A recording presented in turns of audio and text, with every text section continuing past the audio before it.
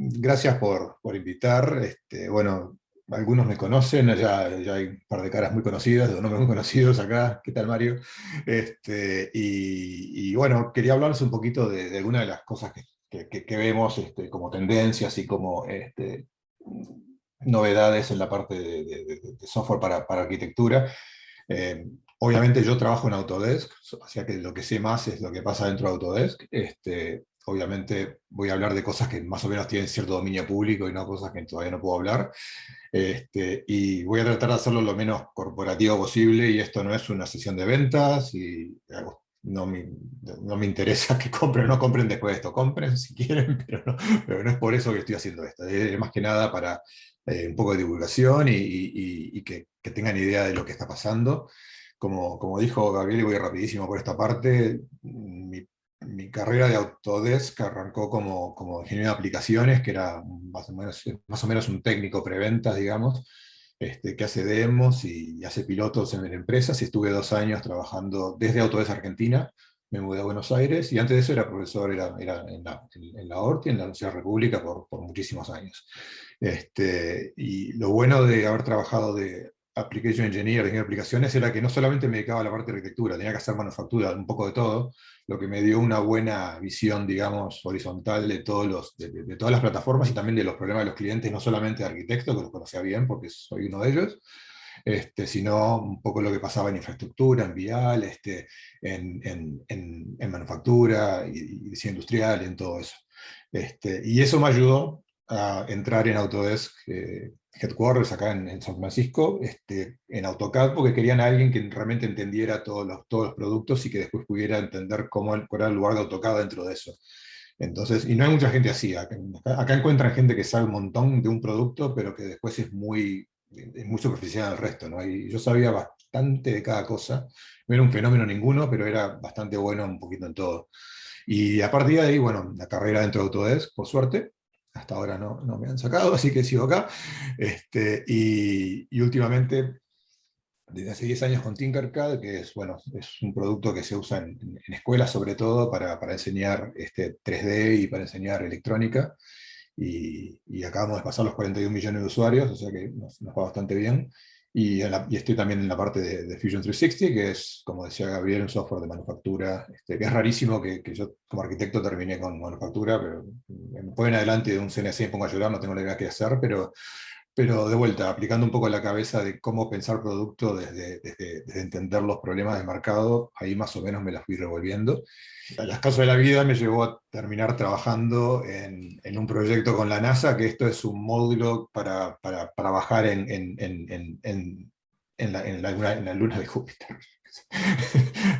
¿Cuándo? Este, y entonces, bueno, un poco Revit, por ejemplo, para un poco ver un poco dónde estaba el mercado, ¿no? En el 2002, cuando arrancó Revit, a mí me dieron la primera copia de Revit, que aparte el sticker dice que hice 4.1, fue cuando lo compró Autodesk. Revit se había sacado, la empresa por separado había sacado la caja de Revit, compró Autodesk Revit, y tuvieron que agarrar todas las cajas y ponerse un sticker de a uno que decía Autodesk Revit 4.1. Y aquel momento parecía que estaba jugando a los Sims, ¿no? De hecho, los Sims probablemente tenían más features que Revit, ¿no? Para hacer una casa linda. Este, pero bueno, por ahí por el 2003 fue cuando empecé a hablar de BIM. 2003, estamos a 18 años de eso, ¿no? Y empecé a romper las bolas con BIM. Y el mercado, bueno, bastante nada, salvo Chile, que era donde más se movía todo. Y me encontraba mucho con esto, ¿no? Los arquitectos diciéndome, nada, pero no dibuja también como toca, las líneas no salen como yo quiero. Y yo quiero 3D, quiero render, quiero todas esas cosas. Y bueno, un poco frustrante a veces. Y por otro lado, interesante, los primeros que se avivaron fueron las empresas constructoras, y de hecho también las inmobiliarias, que decían, pero si el edificio tiene datos, yo de acá puedo sacar mucho más información de lo que me da el arquitecto con el proyecto. Y, y bueno, y seguía la pelea, ¿no? No, pero no, las líneas no están buenas, yo vendo papel, me pasó mucho esto, yo vendo papel, era la excusa. Y bueno, espero que las cosas hayan cambiado un poquito, ¿no? Que estemos un poquito más allá de este momento. Bueno, voy a hablar un poquito, de acá en adelante voy a hablar bastante de esto, ¿no? De salirse de esto de acá. Y yo tengo un poco todavía la deformación profesional de profesor de historia, o sea que no sé la edad de los que están acá, pero capaz que agarré alguno en Introducción a la Arquitectura, Historia de Arquitectura o en Contemporánea en la facultad. Y yo justo daba la clase de eclecticismo y siempre mostraba el sueño del arquitecto, ¿no? El arquitecto mirando para atrás y mirando para el pasado y las obras del pasado en vez de mirar para el futuro como estaba haciendo el ingeniero. Y, y una cosa que yo empecé a decir bastante y obviamente a veces molesta y duele, pero la verdad a veces molesta y duele, es que a no ser que se cambie la cabeza y se cambie la forma de pensar cuando se está trabajando en un proyecto de arquitectura, en realidad, entre una acuarela, aquellos corredores llenos de tablas de dibujo, ¿no? Como en taller cuando arranqué yo, ¿no? En estudios grandes de arquitectura, y trabajar con AutoCAD o Revit o ArchiCAD o el que quieran, si no le cambian la cabeza de hacer dibujos o modelos 3D, en definitiva están muy cerca de están más cerca de la acuarela que de donde me parece que la tecnología está apuntando que hay que estar. Entonces, este, estos tres para mí están mirando al pasado, de cierta manera. Este, y, y bueno, parece un juicio de valor y que casi anda por ahí. Pero me parece que se está dejando mucho sobre la mesa si no se mira las cosas de forma distinta. Y de hecho, que ustedes estén en un ciclo BIM y que todavía sigan acá después que dije que miran para atrás muchos, quiere decir probablemente que estén interesados en entender cómo mirar para adelante. Entonces, de eso se va a tratar el resto de la charla. Y este señor, cuando llegué acá a Estados Unidos, bueno, yo quería más o menos seguir en contacto con la arquitectura y eso, y había un ciclo de charlas en Berkeley, en la Universidad de Berkeley, y en la Facultad de Arquitectura, y este era el primero, y yo no lo conocía. Yo dije, no, vamos a ver cómo es Berkeley, y era Greg Pasquarelli, que me sonaba más a zapatos, a Pasqualini que otra cosa, pero fui y resultó ser uno de los integrantes de SHOP, un estudio de arquitectura de Nueva York, que después fui a visitar en un viaje a Nueva York por Autodesk, y había tres personas, tres arquitectos dentro del estudio, Steve Sanderson, David Fano y Federico Negro, que, con los que trabajé más que nada, y Federico es uruguayo, David de allá, pero casado con una argentina, así que casi. Bueno, hoy no, ayer, por lo de ayer capaz que hoy no muy tan amigo, pero en general bastante cercano. Y Pasquarelli hablaba mucho del ciclo de la mediocridad, ¿no? Cómo el arquitecto, muchos arquitectos, ¿no? Obviamente no todos, estaban muy centrados y muy como no queriendo salir del lugar donde realmente estaba, ¿no? Dentro del proceso, y todo lo que se estaba perdiendo, ¿no? En la parte de desarrollo, en la parte de constructora. Digo, el equipo de SHOP, por ejemplo, arrancó como un estudio de arquitectura, pero muy rápido anexó constructora, después anexó bienes raíces, y después empezó a trabajar con empresas que cotizaban en bolsas, así que también pudo empezar a generar un ciclo distinto.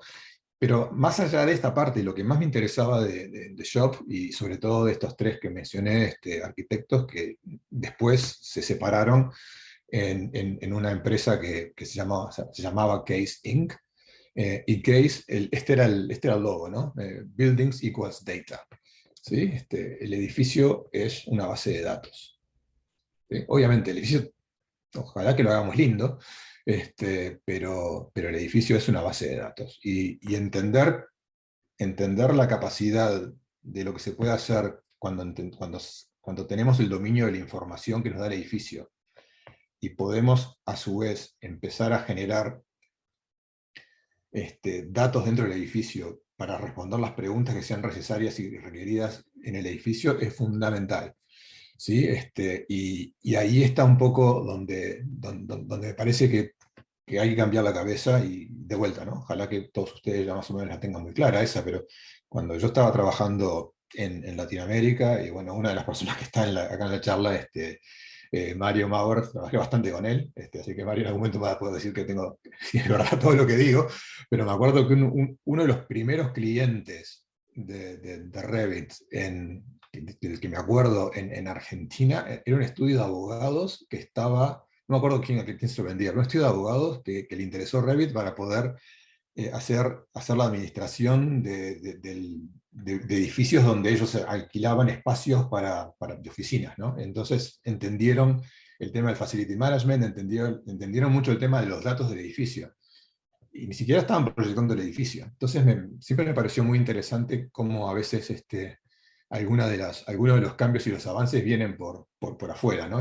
Por afuera de la disciplina, y después está en uno entenderlos, verlos primero, entenderlos, no rechazarlos de entrada porque es distinto y porque es raro, y después ver cómo eso se transforma en un nicho. ¿Sí? Y eso es interesantísimo, pasa mucho eso, ¿no? Que de afuera de la profesión, de cualquier profesión, a veces aparecen las innovaciones porque es la gente que tiene menos prejuicios para pensar distinto. Otras cosas que yo hago es tocar música, y una de las técnicas de bajo es el slap, lo inventó un baterista, porque no sabía tocar, pero tenía percusión, tenía sentido la percusión, agarró un bajo y le empezó a pegar. Y un bajista dijo, esto está bueno, ¿y cómo lo estás haciendo? Y salió una técnica. Entonces, de vuelta, ¿no? Pensar de afuera ayuda muchísimo. Y entonces, de vuelta, no tengo la bola de cristal ni nada por el estilo, pero bueno, hablamos con un montón de gente por año, tenemos obviamente millones de clientes, algunos de los más grandes, y bueno, por suerte, con la capacidad a veces de poder ir a visitarlos, poder hablar de arquitectura, y no solamente de venderles software, ¿no? Pero sobre todo hablar de arquitectura, y hablar de cómo ven el mercado y qué es lo que está pasando. Que aparte de todo eso cambió muchísimo también en los últimos años. Toda la parte de colaboración, por ejemplo, no tengo ni siquiera que decirlo, que durante el año y pico de lockdown, ¿no? De estar afuera de las oficinas, eso cambió completamente. Sí, toda la gente que decía, no, yo no me meto ni en pedo en la nube, y los datos míos, ¿dónde van a estar? Eso cambió de un día para el otro prácticamente por necesidad. ¿Sí? Pero bueno, el tema de la infraestructura y la construcción, hay unos datos que yo ya los compartí la otra vez, pero me siguen pareciendo interesantes. Digo, la otra vez pensando en la charla que di hace 2 años. Si pensamos en la construcción más o menos como en 220 millones de empleos, 6% del PIB global, 3% de fuerza de trabajo, pero después se está usando el 40% de la energía global, el 25% de uso del agua y 30% de emisiones de gases. O sea, las vacas y el metano es real, pero los edificios andan bastante complicados también, ¿no? Y entonces, otra de las partes importantes también es cómo tratar con toda esa información que tiene el edificio, también empezar a ver cómo tener una visión un poco más sustentable de las cosas, ¿no? Y cómo el software nos puede ayudar a, a simular de entrada también. ¿Sí? También ese es otro proceso que en general, digamos, por la forma en que se usaba tecnología antes, lo más normal era hacer un proyecto, después mandar a los asesores. ¿Sí? Yo no sé, yo hice carpeta como prácticamente todos ustedes y hicieron facultad en Uruguay, ¿no? ¿Cómo era? Empezaba el proyecto, y después en algún momento empezaban con los asesores, ¿no? Pero el asesor después les cambiaba todo y tenía que volver para atrás, y para adelante, y para atrás, y para adelante. Y ahora bueno, ahora ha habido por muchos años, ¿no? Pero cada vez está siendo más importante que el hecho de poder ingresar más información que nos haga tomar decisiones informadas al principio o durante el proyecto, y no ir y volver al final, porque el otro tema fundamental que no está acá, creo que lo saqué de un slide porque ya da demasiadas cosas para una hora, es que, digamos, en la construcción en general, digamos, las utilidades no son tan grandes, entonces perder tiempo es tremendo. Y entonces, por ejemplo, este es otro dato impresionante, ¿no? Que pasando de análogo a digital, y eso no solamente eso, sino que pasando a digital de una manera en la cual se maneja la información y se pueden tomar decisiones informadas a partir de la colaboración, y de evitar conflictos que se llevan a obra y que después salen carísimos y demás. Bueno, el Boston Consulting Group es una consultora bastante grande. Más o menos te estaba diciendo que en 10 años, cuando se pasa, digamos, de nuestro proceso de ahora, digamos, un proceso completamente digital y colaborativo, estaban hablando de 1,2 trillones de dólares en ahorro en construcción. ¿Sí? Que es yo no sé, ni siquiera puedo pensar en ese número, ¿no? Pero yo me acuerdo que de vuelta, ¿no? Cuando estábamos tratando de hablar de Revit, y una de las cosas que los clientes, sobre todo las inmobiliarias, entendían muy bien, era cuando hablábamos que, bueno, que podíamos llegar más o menos a un 10, 20, 25% de ahorro en evitar problemas en la obra. En cualquier edificio de 3 4 millones de dólares, es un disparate de plata. En cualquier edificio, en cualquier lado, ¿no? En cualquier obra, bajar 15-20% del costo simplemente por estar bien coordinado es mucho, ¿no? Y cuanto más grande es el proyecto, más, y pensando de vuelta, no solamente en la coordinación y en que las cosas obvias, como que el ducto no pase por la viga, que es como que debería ser bastante obvio, ¿no? Es cuando le empezamos a ingresar también toda la información sobre el entorno, el ambiente, y podemos simular. Entonces, yo ahora quiero centrarme en 5 tendencias que son las mismas 5 tendencias de las que hablé hace 2 años, porque las tendencias no son una cosa que se inventan todos los días, ¿no? Lo que sí, algunas se han desarrollado más, otras se han desarrollado menos, y bueno, le quería dar un poco de color en base a esa charla. O sea, si alguien me vio hace 2 años, algunos de estos slides son conocidos, otros no. Pero de vuelta, no puedo inventar teorías todos los lunes, ¿no? Lo que sí puedo es dar un poco más de información. Y esta gráfica siempre me pareció interesante. La usé muchísimo toda mi vida desde que la conozco, ¿no? Es un poco el ciclo de la innovación, ¿no? Cuando una idea recién arranca, parece, esto es imposible, esto no, ¿cómo? Este, y después pasa, bueno, sí, no, está bien, sí, lo están haciendo en una universidad de Estados Unidos, pero esto nunca va a llegar. Nunca va a llegar hasta acá. Esto no es práctico, es carísimo, es lo que quieran, ¿no? En un momento pasa a ser, sí, sí, no, está bien, sí, se podría, pero bueno, ¿tenemos que hacer eso? En un momento es esperado, ¿sí? Como diciendo, bueno, sí, no, en realidad tenemos que hacer esto, y al momento es requerido. Si no tenés eso, no seguís, no podés completar el trabajo, ¿sí? Entonces, me pasó hace 30 años, diría más o menos, con los renders, ¿no? Cuando arranqué a hacer render arquitectura, éramos no tantos acá en Uruguay, era Juan Altieri, eran 3 o 4 más, Canuto, mi socio y yo, trabajando para OT y para un par más. Y en aquel momento, hacer un render, una animación, era la frutilla de la torta, pero nada más. En un momento empezaban incluso hasta ponerlo como parte de los requisitos en un concurso. ¿Sí? Antes de irme de Uruguay, en un par de concursos que trabajé, ya estaban pidiendo render, 3D, animación, ya estaba pedido, no era a ver qué haces. Cuando yo entregué mi, primera, mi primer proyecto en taller en la facultad en el año 92, hecho en parte con computadora, en parte, un director de taller que no voy a mencionar me dijo, pero Melantoni, el software no tiene lugar en la arquitectura. Bueno, creo que no estaba, creo que le erró. Pero bueno, entonces si pensamos en cualquier tecnología, ¿no? Por ejemplo, impresión 3D. Impresión 3D parecía más o menos algo de los supersónicos, ¿sí? Y pasó por las mismas etapas. La primera impresora 3D con la que pude trabajar fue en el 2006.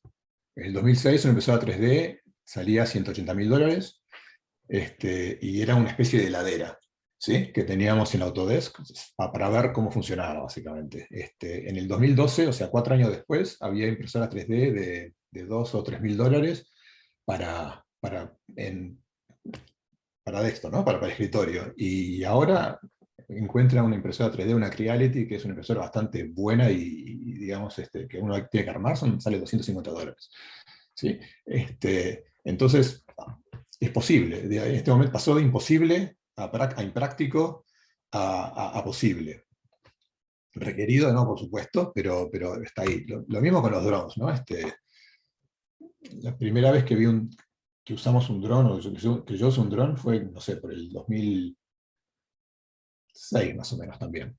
2006-2007. Teníamos un quadcopter con una cámara que era una cámara de verdad, una DSLR, colgada del quadcopter. No había reglamentaciones, no había nada.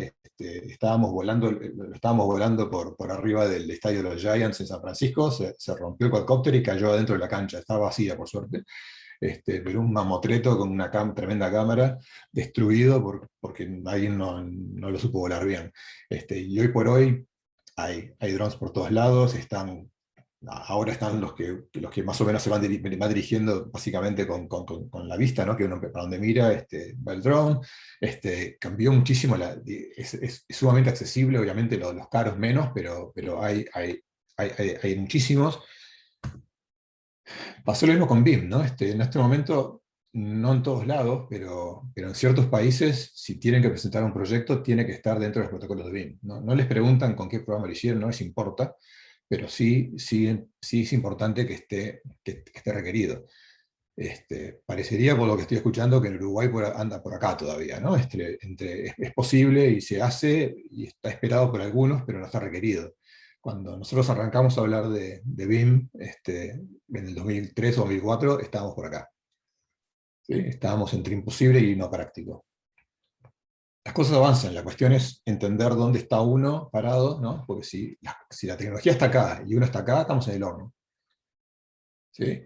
Si la tecnología está acá y uno está acá, tiene que tener cuidado de no sobrevender lo que está haciendo, porque probablemente todavía esté en un estado de prueba en el cual no está, todavía puede tener muchos riesgos, pero el momento que está por aquí más o menos, por acá es donde es interesante, porque yo diría de empezar acá, pero empezar digamos, a trabajar más con clientes, más o menos por esta parte de acá. Entonces, llegamos antes que todo el resto.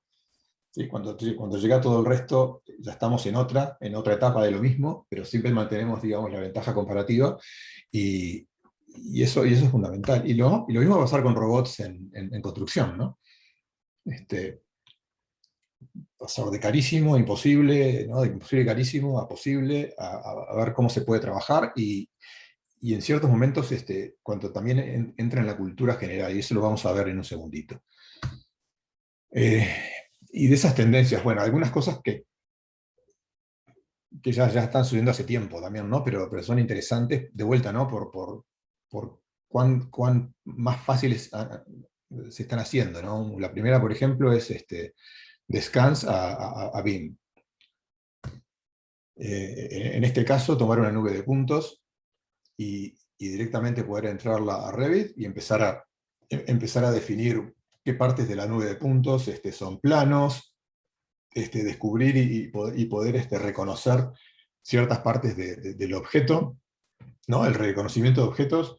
En este momento nadie se sorprende cuando agarran un teléfono, que el teléfono le reconoce los ojos, la cara, y puede abrirse simplemente porque sabe que son ustedes y no el de al lado.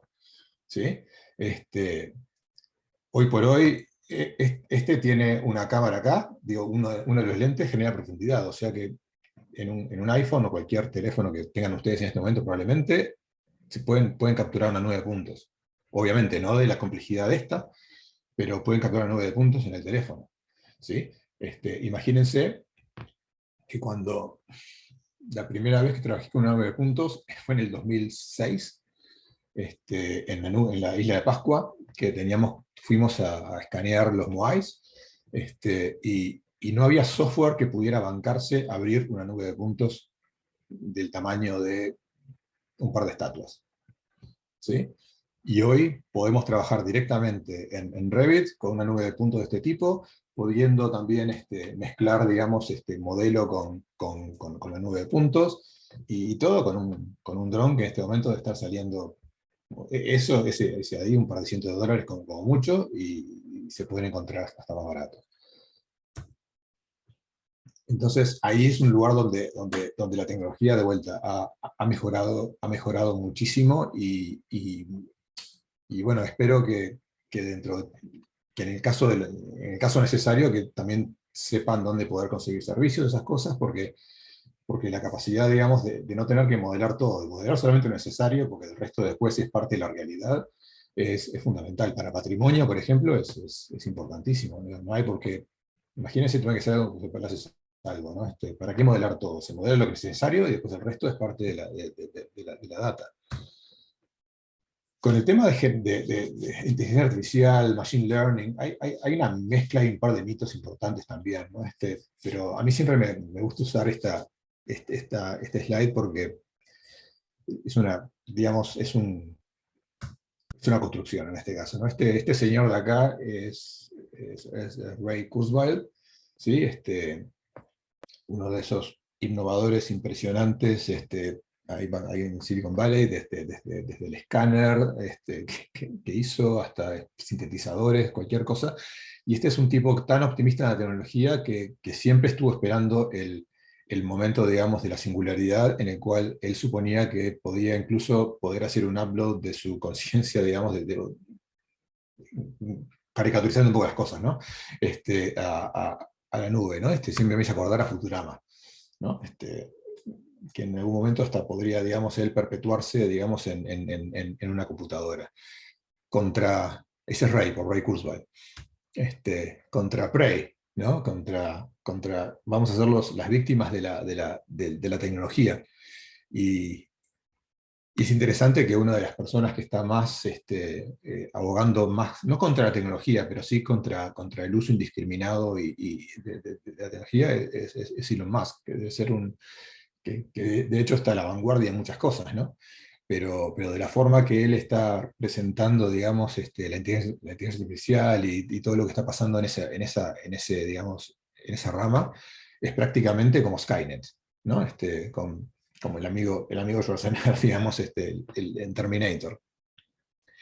Y a mí me parece, a nosotros nos parece que hay claramente otra, otro eje de esto, ¿no? Que es, si está Ray, está Prey, está Play, ¿no? Es cómo podemos trabajar con, digamos, las posibilidades que nos da una computadora, que nos da el software, para pasar, de dibujante a colaborador, que era el nombre de la charla, ¿no? Por eso fue el nombre de la charla, es cómo hacer qué podemos aprender, digamos, en qué nos puede colaborar la computadora más allá de dibujar más rápido. ¿Sí? Porque dibujar más rápido de vuelta, es la acuarela más rápido. ¿Sí? Entonces, hay un montón de anécdotas de esto, pero no tengo tiempo para un montón de anécdotas, así que vamos a seguir, pero con algunos ejemplos. Y ya lo había mostrado la última vez, pero creo que sigue valiendo la pena mostrarlo para los que no lo vieron. Esta es una de las oficinas de Autodesk es la oficina de Autodesk en Toronto, una de las oficinas en el mundo, y en el edificio Mars, que es en un área, digamos, donde hay mucha inversión en tecnología, y en un momento había que, bueno, cuando se hizo el list de un par de niveles de pisos del edificio, la idea fue usar diseño generativo, ¿no? Para entender la posición de las salas de reuniones y de los escritorios y de las circulaciones en el edificio. Entonces, un poco la idea acá era, en vez del arquitecto o el diseño de interiores, el espacio, generar una solución, era entender los objetivos, entender las restricciones y contarle al software cuáles eran sus objetivos y esas restricciones, y a partir de ahí que el software pudiera generar miles de opciones y después tener una forma de filtrar esas miles de opciones hasta lograr encontrar lo que uno quiere. Que parece muy extraño, pero en realidad es lo que hacemos todo el tiempo cuando, no sé, si alguien se va de viaje en este momento, si están planeando un viaje para cuando se pueda viajar, digamos, cuando ahora se están poniendo empezar a viajar, a esta altura nadie va y le pide precio a cada una de las empresas, ¿no? de las aerolíneas, ¿no? Van a un sitio, Expedia o al que fuera, y dicen, quiero ir de acá hasta acá, quiero gastar más o menos entre esta plata y esta plata, quiero, no sé, quiero un hotel, no sé, pet friendly porque llevo un perro, y lo que sea, ¿no? Lo que le dan es parámetros y después la máquina les da una X cantidad de opciones y a partir de ahí pueden ir filtrando y pueden ir mejorando, digamos, la decisión hasta llegar a lo que ustedes quieran. Entonces, un poquito por ahí viene, esto es un video que debería empezar a a pasarse ahora. Acá lo importante, bueno, esta es la planta de edificio y lo primero que se hizo fue, creo que tiene problemas para no hacer play. este, Fue hacer un relevamiento entre todos los empleados para entender un poquito qué es lo que cada uno quería del edificio, ¿no? Yo lo voy a ir avanzando de a poco. Entonces, por ejemplo, cuántos empleados necesitaban hacer, cuántas reuniones por día tenían, o cuántas veces necesitaban estar en un teléfono donde no molestaran a otra gente, o, o a cuáles les gustaba la luz y a cuáles les gustaba estar lejos de las ventanas, cuáles se distraían más con conversaciones de otra gente, o cuáles necesitaban justamente de trabajar con más gente para sentirse mejor, cuántos tolerancia al ruido. Entonces, cada una de estas cosas se transformaron en variables. Y obviamente, como cualquier edificio, hay zonas donde lo mejor es no hacer ningún cambio. O sea, obviamente, a nadie le estaban preguntando dónde quería el baño, porque, porque queremos tener una batería de baños o de ascensores, ¿no? En un solo lugar. Pero el resto, en realidad, podía cambiar mucho en base a lo que se estaba haciendo. Entonces, lo que sucedió aquí fue utilizando diseño generativo, lo que se hizo fue tomar esas variables para generar algoritmos que pudieran evaluar cada uno de estos objetivos de cada uno de los empleados y empezar a generar opciones. ¿Sí? Yo me acuerdo en cualquier etapa de proyecto, uno generalmente, en taller siempre le decían, bueno, no se casen con la primera opción, hagan un par más de opciones, pero ¿qué haríamos? Un par de opciones, dos, tres con suerte, ¿no? Cuatro con mucha suerte. Este, ¿Qué tal si tenemos 10.000 opciones? O 1.000 opciones, ¿no? O 500 opciones. Imposible pensarlo eso en términos de tiempo humano, ¿no? Pero muy posible cuando en realidad lo que estamos haciendo acá es aplicar nuestra experiencia, digamos, y lo que entendemos de diseño para, por un lado, poder explicar cuáles son los objetivos, ¿sí? Y después, para poder evaluar cuáles de las opciones que nos da la computadora se acerca a sus objetivos. La computadora sigue haciendo un trabajo bastante repetitivo, ¿sí? Pero lo que pasa es que las computadoras son buenísimas para los objetivos, son lo mejor del mundo. Si en este momento yo estuviera dando la charla en persona, les preguntaría a ustedes a quién le interesa hacer un trabajo repetitivo, y probablemente no encuentre a nadie. ¿Sí? Yo en el 91, más o menos 92, cuando entré a trabajar en estudio de arquitectura, como todos, ¿no? Bueno, vamos a cambiar el mundo con buena arquitectura, y mi primer trabajo fue hacer planilla de aberturas para un edificio en la Rambla. ¿Sí? Vamos arriba. Lo más diferente de cambiar el mundo con la arquitectura, pero por otro lado, tan aburrido y tan tedioso contar cosas que era muy probable que ahí uno se mandara una, ¿no? Que se olvidara de un piso entero o de para aberturas, lo que fuera, y ahí es donde empiezan esos costos, ¿no? En los edificios, ¿no? En la arquitectura, en la construcción, porque los humanos no estamos diseñados en general, ¿no? Pensados para trabajos repetitivos, digamos, tener excelencia en trabajos totalmente repetitivos. Nos aburrimos. ¿Sí? Entonces al rato vamos a hablar de partido de fútbol de ayer, o de la trayectoria de la mosca que va a estar pasando por delante de nosotros, o lo que sea va a ser más interesante que seguir contando aberturas. Cualquier cosa más interesante que contar aberturas. Cualquiera. ¿Sí? Entonces acá pasaba lo mismo, ¿no?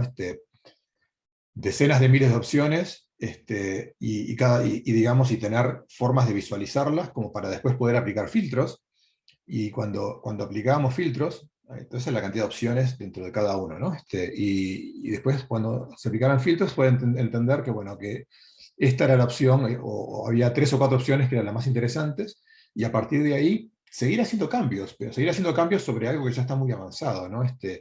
Que que como concepto es interesantísimo, porque no estamos diciendo el diseñador no tiene lugar en la arquitectura. Eso es un disparate. ¿Sí? Lo que estamos diciendo es que el diseñador tiene el lugar en la arquitectura que debe de tener, que es para entender las claves, digamos, cuáles son los objetivos y los problemas a resolver, y después para realmente generar, para seguir trabajando en lo que es el diseño final. Pero toda la parte del medio es pruebas y pruebas y pruebas y pruebas y pruebas y pruebas. Y de vuelta, en la computadora lo puede hacer muy, muy bien. ¿Sí? Entonces, también eso ha generado toda una serie como de habilidades nuevas para un estudio de arquitectura. Yo no he probado últimamente, pero por un par de años yo hacía un ejercicio siempre de ver, por lo menos en San Francisco, gente buscando, ofreciendo trabajo de arquitectura, que es lo que estaba pidiendo como habilidades, y cómo fue cambiando eso desde que llegué a Estados Unidos hasta hace no tanto. Entonces, últimamente había que tener conocimiento de base de datos, SQL, programación, ¿sí? Antes era básicamente más saber AutoCAD, saber dibujo, entender geometría, ¿sí? Como las cosas fueron avanzando. Lo que dije al principio, digo, entender dibujo y geometría, todo eso es fundamental, es baseline, ¿no? Está ahí.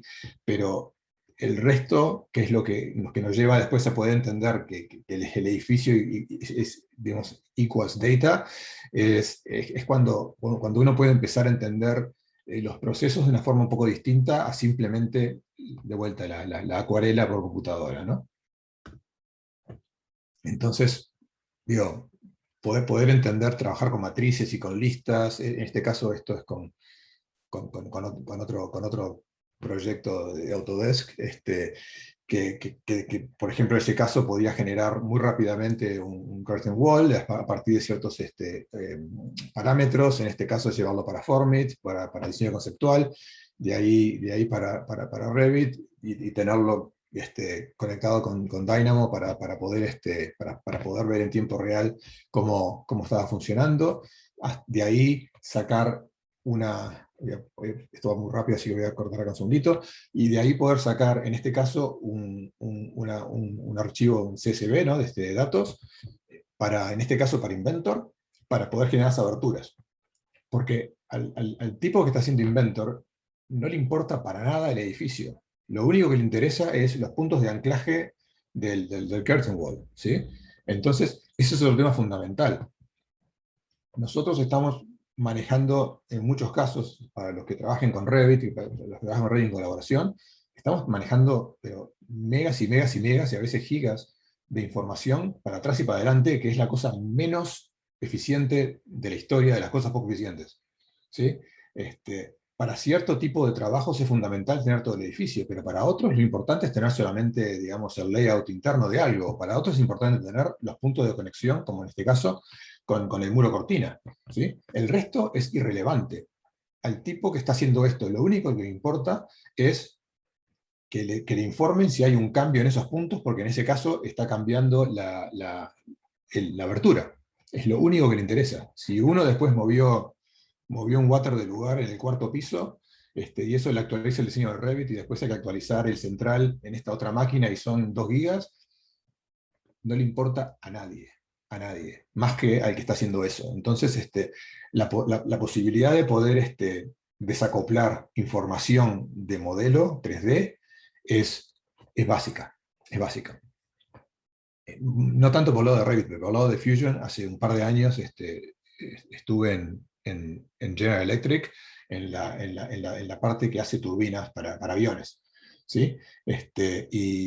Y los tipos lo tienen clarísimo, esa separación, digamos, entre datos y modelo, porque por la complejidad del modelo, cada operación que alguien hace en el modelo 3D, ¿sí? con el software que usan, cada vez que hacen un cambio chiquitito de lo que sea, reevaluar el modelo lleva 4 horas.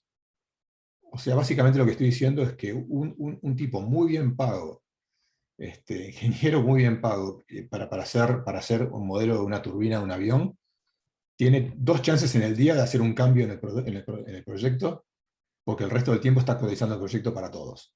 Entonces, qué importante es poder trabajar con información y no solamente con la geometría, para que los cambios en la geometría sean solamente cuando son importantes. ¿sí? Y ahí es donde justamente estamos ganando en tiempo, y ahí es donde, al ganar en tiempo, tenemos o la opción de hacer más trabajos con la misma cantidad de gente, ¿sí? Porque generalmente también, cuando yo hablaba de BIM hace años, uno veía a los dibujantes ponerse pálidos, ¿no? Porque diciendo, acá me van a echar. Y yo enseguida lo veía eso y no quería enemigos en la charla. Entonces, bueno, no, pero en realidad ahora pueden tener más trabajos con la misma cantidad de gente, y ahí era un poquito mejor la conversación.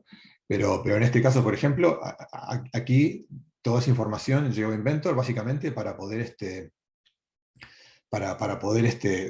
tener toda la información, en este caso, para llevar esto a un centro de mecanizado y poder hacer las aberturas completamente automatizado.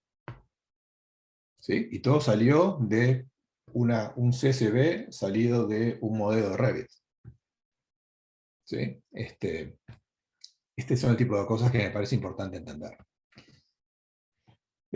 La gente de Shop, antes que los conociera, habían ya hecho un edificio en Nueva York muy interesante, basado en todo esto, ¿no? Es ladrillo, que uno podría decir, bueno, el ladrillo es la cosa más tradicional de la Tierra, este, pero lo estaban manejando con geometrías y con software. El software es secundario, es solamente un medio, no para llegar al objetivo, pero entendieron cómo utilizar, digamos, todos los recursos del software para poder generar variedad e interés en un plano de fachada de ladrillos que, de vuelta, ¿no?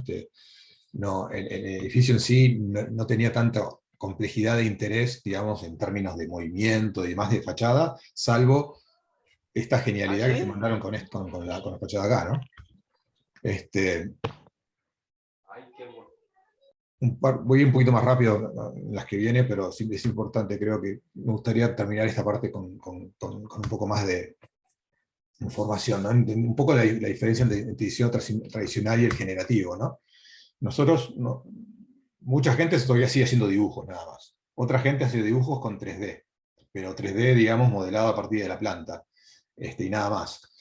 Otra gente está trabajando con modelos paramétricos, en Revit, en Archicad, en Allplan, en lo que sea. ¿Sí? Gran paso, pero se le puede adicionar más, se le puede adicionar un poco la idea de la programación visual para poder generar más alternativas sobre base de lo que uno está haciendo. Pero también con diseño generativo, en programación visual siempre uno sigue siendo uno el que ve hasta dónde mueve el slider acá y acá para ver a dónde llega. Cuando le dejamos a la computadora la capacidad de generar opciones y de optimizar, nosotros volvemos a tomar la rienda acá, después de la optimización, y lo interesante es que después también, en la medida que los algoritmos puedan aprender de lo que se hizo antes, van a también a tener mejores opciones en esta parte de acá. Entonces es un ciclo que se va retroalimentando y va mejorando cada vez y siendo cada vez más rápido. Que esa es la parte, para mí, fundamental de entender de dónde está el tema de Machine Learning también, porque todo esto, de vuelta, no está sacando trabajo, está cambiando el lugar donde se hace el trabajo y está cambiando las habilidades del trabajo. Y seguimos, bueno, y el mercado está por ahí, ¿no? Está por ahí atrás. Esto es simplemente una visualización de lo mismo, ¿no? Nosotros históricamente nos centramos en la ideación y en la forma. A partir de ahí viene un poco el refinado del diseño y después la fabricación y demás. Un poco la idea acá es entender cuáles son los problemas a resolver y que uno pueda volver aquí, ¿no? En refinar, validar y fabricar el elemento. Entonces, todo eso de a poco está llegando no solamente a pruebas y prototipos, está llegando a clientes, ¿no? En este caso, en Revit, un módulo de diseño generativo, que en este caso está probando alternativas de masas, en este caso para generar o optimizar la cantidad de metros cuadrados, ¿sí? Entonces uno puede ir viendo más o menos, esos son, de vuelta, esto se Expedia con el precio de los hoteles y demás, ¿no? Y esta es la solución que parecería que fuera mejor, y de aquí se manda directamente a Revit, o si tienen dos o tres opciones, se mandan todas como opciones de diseño. Entonces uno puede después, dentro de Revit, poder manejar cuál es la que quiero ver y también empezar a desarrollar una o más de las opciones. O sea, la máquina no me dice la opción final. La máquina me dice cuáles son los pros y contras de muchas opciones, y yo puedo ir después de vuelta, usando mi criterio, ¿sí? Cuál quiero y para dónde arranca el proyecto a partir de ahí. Y estos son simplemente casos un par de casos de clientes, ¿no? Como en este caso Stantec, haciendo algo muy parecido, utilizando Dynamo para optimizar, digamos, es una especie como de motor para hacer masas, ¿sí? Que estén definidas en función de las reglamentaciones de la ciudad, ¿no? Entonces uno puede ir modificando y moviendo ciertos parámetros en el diseño, y después también se conectó al modelo de diseño generativo que tenemos como servicio en Autodesk. Entonces la aplicación de ellos se puede conectar al motor de diseño generativo para poder empezar a generar todas las alternativas, ¿sí? A hacer la visualización como ellos quieren, ¿sí? En todo caso, entonces ahí, esto es una aplicación, no es solamente Revit con diseño generativo, esto es una aplicación de Stantec que ellos generaron usando el motor de diseño generativo para después conectarse con Revit y con Dynamo, ¿sí? Entonces, de vuelta, esta es una empresa que normalmente tendría arquitectos, pero ahora tiene programadores también, ¿sí? Y cuando el arquitecto también es programador, mejor todavía, porque está entendiendo lo que hace desde el punto de vista de la intencionalidad. Y lo mismo en este caso con coordinación de MEP, ¿no? De ductos y bueno, de eléctrica, ¿no? De sanitaria y demás. Un gran problema si los hay, ¿no? De cómo manejar todo esto. En este caso, bueno, también otras firmas, Sigma, ¿sí? Básicamente, a partir de ciertos datos y ver, genera toda la coordinación directamente a partir de estos algoritmos que van optimizando la ubicación de cada uno de los elementos en función de cómo se simula y demás, ¿no? Interesante porque esto lleva horas y horas de coordinación y de reuniones. Entonces, en parte, esta imagen, no quiero que parezca que esto está lleno de gente y esto no tiene nadie, ¿no? Lo que quería decir acá básicamente es que la forma de trabajar está cambiando radicalmente. Y bueno, y evidentemente la colaboración, y sobre todo la colaboración en los últimos años, ha cambiado y incluso más, ¿no? que en los años anteriores. Y bueno, salimos del 2D, pasamos al 3D, después alguien nos vendió el 4D, el 5D, el 6D, el 7D, ¿no? Y bueno, va a haber algún consultor que nos va a vender un 8D en algún momento, un 9D, pero en realidad hay sustancia atrás de todo esto, ¿no? Este es un poco un chiste, pero en realidad hay bastante sustancia, pero lo importante acá es entender que, de vuelta, no sé en dónde andan ustedes, pero la gran mayor parte de la población está acá, en el 2D, con suerte en el 3D en muchos casos, y a veces por acá, ¿sí? Y todo lo que se están perdiendo en términos de entender de vuelta el edificio y el proyecto como no solamente geometría, sino como información, ¿sí? Por algo el BIM es Building Information Modeling, pero la I de información a veces parecería que se la olvida a la gente, ¿sí? Incluso todavía, si yo sigo siendo moderador y administrador de un grupo de Revit en español en Facebook, el 90% de los posts es de renders y modelado. Y me da la impresión de como que no la entienden, ¿sí? Y es un poco triste porque realmente las cosas están pasando muy rápido en otros lados y uno se pierde el tren muy rápido, ¿no? Realidad virtual, realidad aumentada. Este momento, esto ya, de vuelta, esto ya no es novedad, ¿no? Las opciones de poder, en este caso Steel, que es otro cliente nuestro, Confusion, que usa realidad aumentada y realidad virtual para poder ver equipamiento de oficina, que es lo que venden ellos, dentro de la oficina, ¿sí? La capacidad de venta, digamos, de convencer a alguien en función de este tipo de tecnología es fundamental, y yo sé que esto sí, de repente ha estado funcionando un poco mejor, pero es importantísimo entender qué tanto más se puede hacer con estas tecnologías, ¿no? Y estoy diciendo medio rápido porque quiero terminar más o menos en hora y tener algunas preguntas, pero lo mismo está pasando con todo el tema de datos, ¿no? Esto me parece interesante. Esto fue el primer vehículo, digamos, autónomo, con todos los comillas que quieran, ¿no? Era 10 veces más lento que el reloj digamos, ¿no? Y el tamaño que necesitaba para tener todo digamos, el poder de computación para poder hacer para poder ser un vehículo autónomo. Y hoy por hoy, no sé, en un Tesla yo tengo piloto automático. Y todavía tengo un poco la idea de que tengo que seguir con las manos en la dirección y que a veces parece que el auto me está tirando contra el otro al lado, pero en realidad está yendo exactamente por el medio y soy yo el que tiene el problema. ¿Sí? De la cantidad de información que tiene el auto en este momento y la cantidad de información que el auto está pasándole a Tesla de vuelta para atrás para poder mejorar el piloto automático son gigas y flops y petaflops de información que está yendo siempre para atrás.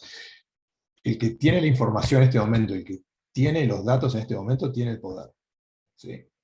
Yo me acuerdo que algunos arquitectos en aquel momento nos decían, sí, pero si yo entrego un modelo BIM, ¿no estoy entregando demasiado? Por supuesto, tenés que entender cómo cobrarlo. ¿Sí? O cómo aprovechar esa información para hacer otras cosas. Porque la información es donde está digamos, la ventaja en este caso, ¿no? Y bueno, en términos de vuelta, en tendencias, entre colaboración, todo lo que se puede hacer con datos, con machine learning, con manufactura digital, que prácticamente ni hablé, pero lo mostré un poquito ahí con el ejemplo de Revit con Inventor. Los costos están bajando de prácticamente todo lo que es innovación, pasa de carísimo a caro a posible, ¿no?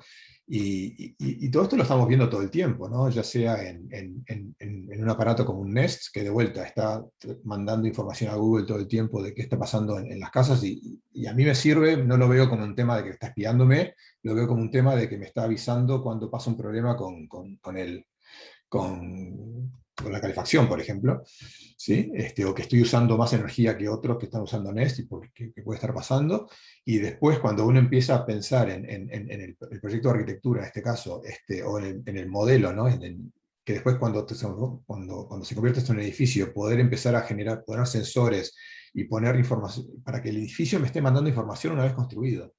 ¿Sí? Y que todo eso también sea un material para poder mejorar el edificio, pero también mejorar los proyectos que vienen después.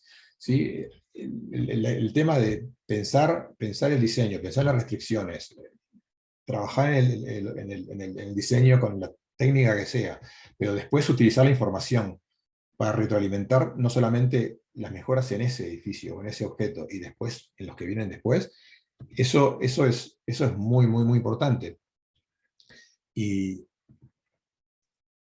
y bueno, la construcción industrializada también es otro de los temas que se ha puesto, que se ha convertido prácticamente se está convirtiendo de a poco en esperado, ¿sí?